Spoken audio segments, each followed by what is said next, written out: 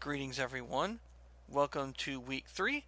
Um, I'm not going to make a super long video this week. I know I kind of burnt you guys out last week. Week two was pretty heavy on the info dump, especially whenever we got into that what was knowledge video. I think that one was like 40 minutes long. And I asked you guys to do a lot last week, especially if you were interested in actually watching my answers. That was like 20 minutes, and I think this was 20 minutes, and this was 40 minutes. It was a lot last week. Um, and then maybe you guys are overwhelmed because like I've only got one of these essays turned in so far. So and they said and Chris said that he was going to redo his. So week two seemed like maybe I was doing the most to kind of lead off on. So I'm going to kind of dial it back a step this week. There's not going to be a big lecture or like anything else.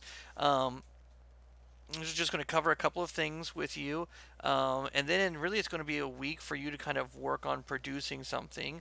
It's going to be your kind of first project for the class. I'm kind of interested to see how this is going to go because this is a project that I kind of do every year, but I've never done it online or digitally like this before. So I'm really interested to see what that looks like. So um, last week we talked a lot about what is or is not knowledge.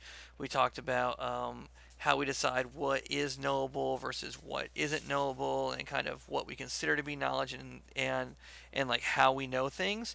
Um, this week we're going to talk about specifically what the IB theory of knowledge class calls the ways of knowing, right? And the ways of knowing are these 8 domains that the IB has decided are kind of the way that you get to knowledge. All right, and so those ways of knowing look like this, right? We've got language, sense perception, emotion, reason and imagination, faith, intuition, and memory. And you'll notice some of these aren't necessarily intuitive, like faith or imagination. Or you might be saying, Price, didn't we just talk about memory and how memory is faulty and fallible? Absolutely. Um, TOK plays very fast and loose with its idea of what knowledge is, compared to traditional epistemology. Remember, I told you in that week one video, TOK is not a philosophy class. We're not trying to get into really long rhetorical debates about the quality of knowledge and what is or is not, and like say, oh well, that's not really knowledge. That's like we're not interested in those kind of minutia. Rather, TOK basically says if it's something that you can have an idea about, then it's some variety of knowledge because you have an idea about it. So anything that you can have an idea on, they're going to count as knowledge. And so that really expands our ways of knowing because now you can have ideas about things that don't even exist. Well, how do you have ideas about things that don't exist? Because if we're counting that as knowledge and you have knowledge about things that don't exist, how does that work? Right? And so that's how you get things like imagination and stuff in there. So these are our ways of knowing, and you can see there's a wide spectrum here. And this is going to be the only time that we really directly talk about the ways of knowing or the process of acquiring knowledge, so much as how we refine the knowledge and categorize it, and how it differentiates from other knowledge types. And that's kind of what we're going to be looking at in the future. But for this week, we're going to focus just on the ways of knowing, how we absorb knowledge, how we acquire knowledge, how we acquire ideas. And to that end, I've given you an assignment where you're going to basically do a project on a way of knowing. Some of you are working with partners, some of you are not.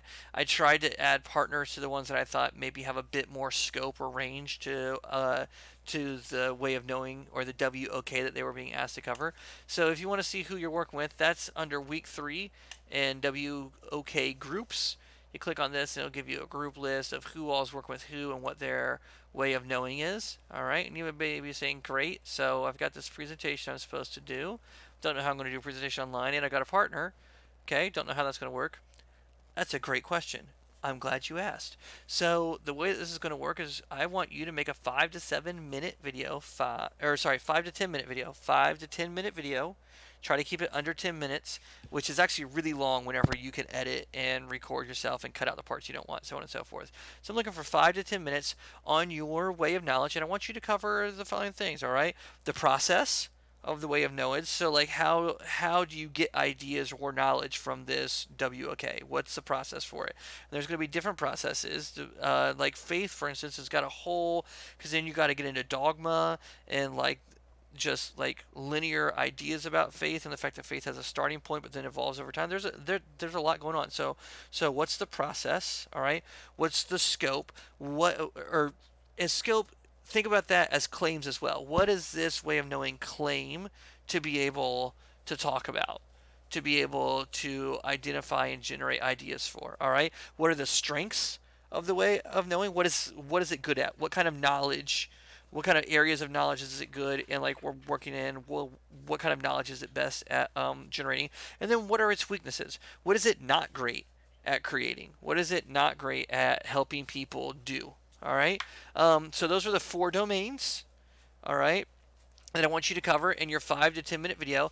How you do your video is up to you. So one of the easiest ways to do it, especially if you're working individually, is you could just go to this presentation post, which you're all going to upload them to this discussion post, and you can just write a comma or a comment, and you have to put in some kind of word here. Doesn't matter, right?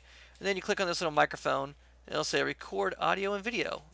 Mine's not going to work right now because I'm using my camera to talk to you guys right now.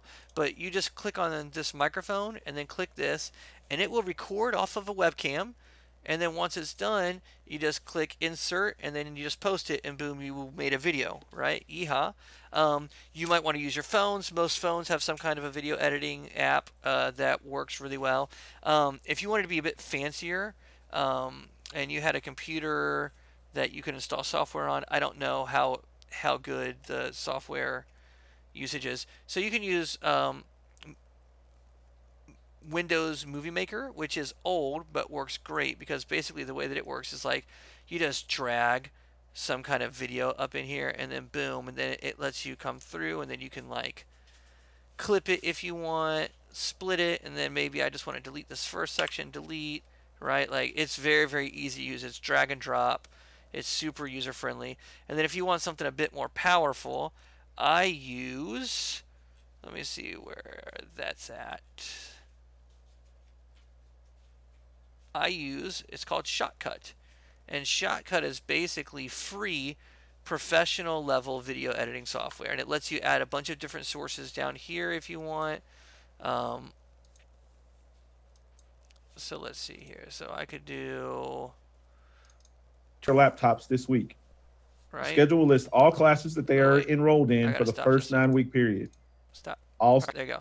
So then I can take this and then I can add this as a source, and then it'll let me do a whole bunch of editing to it. I can chop it up. It is definitely much more challenging to use, but it's also a lot more powerful. So all depends on your level of technological expertise. If you want to do something like I do, where you just have a computer screen, right? So this is what's going to work great for you guys remotely, right? Is if you wanted to do something like what I do, where somebody's running a PowerPoint and you guys are in these little windows, you can use a program that I use. It's called OBS Studio, and it looks like this. And so like I have mine set up right now for over here with my display capture. It's got my second monitor, and then it's got my webcam here. It lets you resize windows and things, all that you want. You just do start recording, and it just records whatever you've got. If you wanted to add another thing here, I could add another monitor if I wanted to. Like if I wanted to add my other monitor, all right, I've got, I could do that. And then this one will do my other monitor because I got 2 monitors. So now I can show you what's on this monitor, all right, which is my first monitor, and I can resize that. Oh, there we go. Look at this. See? And so it's got a lot of powerful features for just kind of doing stuff on the fly real quickly for live screen capture. And this would work really well if you had a group member, because you could have one group member up here, another group member up here in this corner, right? And then you could just do a PowerPoint presentation like I do, and that would work out really well. So, and then if you wanted to attach that, if it was small enough to add as an attachment to the file, you just click this little button right here. Lets you add a video attachment, right? And you can just add a video. If you needed to upload it to YouTube because it was too big, you just go to add link and then put your YouTube video in there. YouTube videos are very useful because, much like I do, you can spy and make sure that your stuff is actually getting watched. So, for instance, where's my studio here? For the things that I do for class, one of the reasons why I try and put stuff up on YouTube, if it's at all possible, is that I can look and I can see, like, okay, TOK 2, let's see, TOK 1, week 2, part 2. This was our what is knowledge, right? It's really long, so I can click on analytics. I can see let's see, overview audience, unique viewers. I've gotten 10 of you. So 10 people, I'm one of those, so minus that. So it's really 9 of you have actually watched that video out of a class of 13. That means like 3 or 4 of you never even opened it, right? Um, Average view duration is only 9 minutes. So out of a 50-minute lecture that I did, the average view is only 9 minutes. Um, Not great. Uh, you know, not great. Here it shows like everyone makes it to the first minute, right? Only half of the videos make it to 2 minutes in. And then by the time that we get 8 minutes in or so, only 22 of you have made it, right? And then it looks like about 17% of the people have actually gotten into the deep part. So, not great, but those kind of analytics are useful, especially if you want to keep track and spy on people that watch your videos. So, anyways, you're going to put it here, and your way of knowing presentation post is going to go there. And it needs to be up, I think, by next Wednesday, because next week I'm going to have you guys do things with replying to other people's. Um, and then that's kind of all that I'm going to ask you to do this week outside of reply to our weekly discussion post. I'm going to post another video for Wednesday where I go through some of our responses to last week's question. And we just kind of look at some of those responses, maybe dig a little bit more in depth into some of those. That's about it. I did post a couple of links. Some people had some questions or wanted some further knowledge about some of the ideas covered last week, especially regarding the simulation stuff. I posted a couple of extra YouTube videos, some debates and stuff up here that might be useful for you. And beyond that, that's all I got for you. So stay good. For those of you that didn't get the call out, we're supposed to know whether or not we're going back to school after Labor Day on the 25th. So sometime next week we should find out what our schooling looks like. And whether we're going to keep on doing this or whether we're going to go out into an actual classroom or what. So we'll know then. Anyways, like I said, I'll have a video up on Wednesday, just kind of going over some discussion posts. And besides that, that's all I got for you. As far as working out with your partner goes, that's up to you guys. You want to hop on Zoom, works great. You want to hop on Microsoft Teams, works great. You want to FaceTime and just record it, works great. It's whatever you guys feel the most comfortable with, whatever way you guys think that you can do this best. Be creative, have fun with it. It doesn't need to just be some silly, stifled, try hard PowerPoint presentation style series. It doesn't have to be that. I've had kids make cartoons before. I've had kids put on sketches and plays. Whatever way you think is going to work best and still communicate those 4 ideas, you do you. All right? So have a great one. Again, if you need me, feel free to email me or hit me up in that discussion post that I have each week for questions and free chat. You just in week 3, it'll be weekly discussion free chat. If you got any questions, you can post them there. All right. Have a good one, guys.